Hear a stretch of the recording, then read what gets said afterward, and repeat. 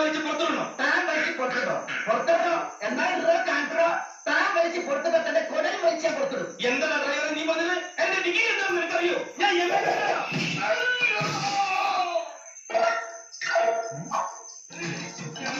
നിന്നെ ഞാനെന്ത് കൊല്ലുവാ കുരുത്തങ്കത്തോന്ന്.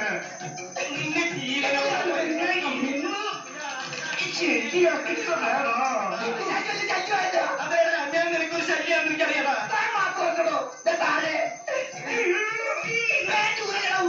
നീ എന്തിനാണ് ടാക്സ് കഴിക്കണേ? എന്റെ കൂടാ